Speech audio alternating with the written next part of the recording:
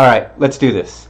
So, the Dallas Cowboys fall to 1-3 on the season by falling to the Cleveland Browns of all teams by a score of 49-38. And I want to talk about a lot. I know you probably want to talk about a lot. You guys are probably wondering a lot, like, how in the hell is my team sitting at 1-3 after having such lofty expectations going into the season? You know, we all blame Jason Garrett. He was holding this team back. Mike McCarthy, you know, a new head coach with a Super Bowl resume. And how could we get any worse? And I don't know, I'm looking at the team, and it's like, we got a little worse, didn't we, from 2019? Let's keep it here with this last game. Let's review this game before we take a look at the season a little bit. Dak, he's playing amazing. You know, 41-58, 502 yards, 4 touchdowns with 1 interception. I mean, those numbers, they pop out at you. You know, you look at those numbers and you think, damn, Dak is balling. As opposed to, look at the quarterback on the other side, Baker Mayfield, just 19 of 30, 165 yards with 2 touchdowns. But there's a big difference with these two quarterbacks. One is leaving AT&T Stadium with the dub. And that's all that really matters to me as a fan. All that really matters in the end isn't if my quarterback is a stat monster. What matters is that he come away with the dub. Now I know, Dak haters and Dak lovers love to argue whether he's the biggest problem or, you know, or he's the saving grace for the Dallas Cowboys. And in my opinion, he's neither of those. Cowboys haters and Cowboys lovers, like, I should say Dak haters and Dak lovers, are kind of like Democrats and Republicans right now heading into November. There's no happy medium. It's all this or all that, and that's just not the case. There's a very happy medium. Dak is far from being the problem, but believe me, he's not good enough to carry this team on his back, as we are seeing. So look, we can blame the defense, we can blame coaching, we can blame all kinds of things, but let's just face it. Dak is far from the biggest problem on this Dallas Cowboys team, straight up. Because look, you look at the other side on the offenses. Let's look at the rushing games for these two teams. The Dallas rushing game, 18 carries for 85 yards, a 4.7 average, not bad, and 1 touchdown. But Cleveland, they ran the ball 40 times, over twice as much as Dallas, for 307 yards. And here's the freaking kicker, dude, 7.7 yards per rush. When you're rushing like that, you're going to win the game. Kind of reminds me of the kind of team Cowboys were in 2014, 2016, and in the 90s. They were a run-first team, a run-heavy team. You know, 3 rushing touchdowns. Odell Beckham got involved in the running game and got himself a touchdown. So when you look at the offense as a whole, you have to look, what kind of offense do you want to be? Do you want to put up big passing numbers right from the jump? You know, and look, they get in trouble that way. You know, I think it's like a good prize fight. You know, you don't just go into round 1 throwing haymakers. Yeah, it's cool. Mike Tyson fights look cool. But what happened when Mike Tyson got, you know, to the 6th, 7th, 8th round? He struggled.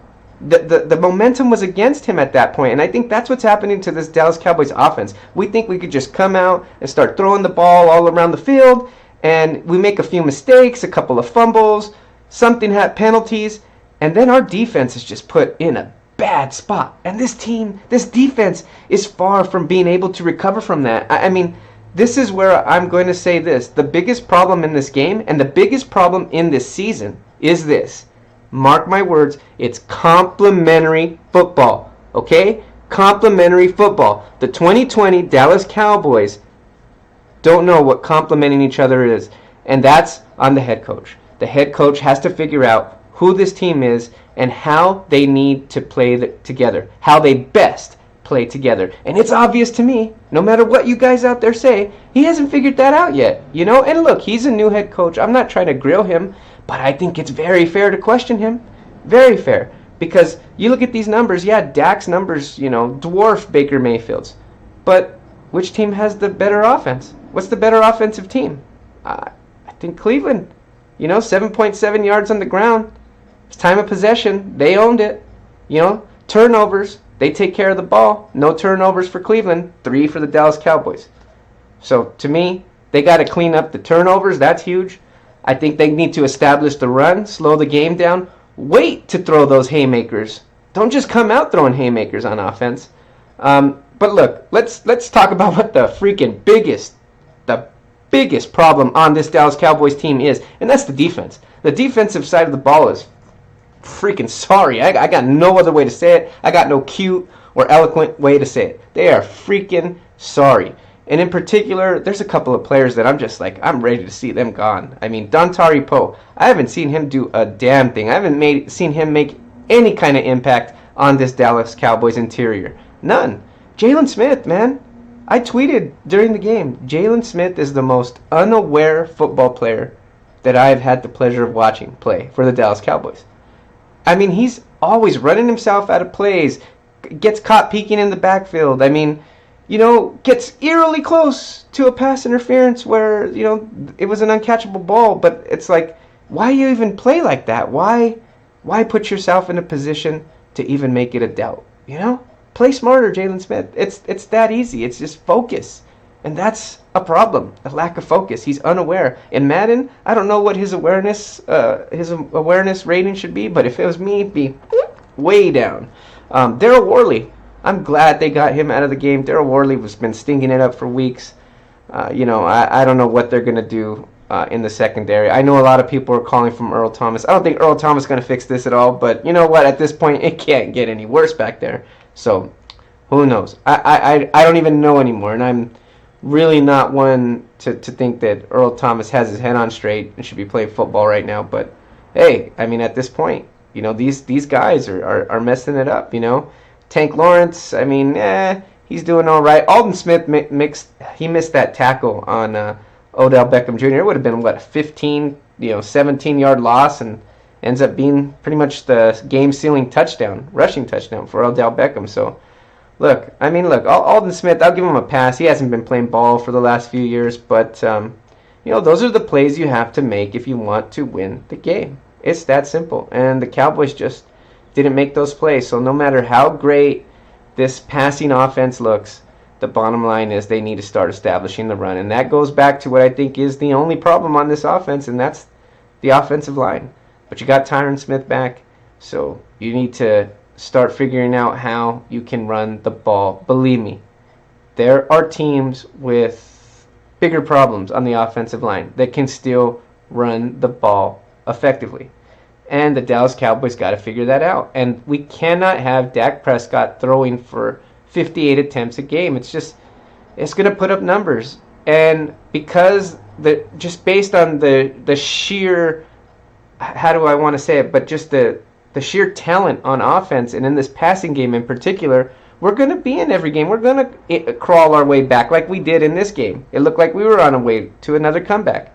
But that's just not the way you want to play football. You do not. It's like I've watched the same game every week this season. The Dallas Cowboys fall behind 15, 20 points, 30 points, whatever the case may be, and then they climb their way back.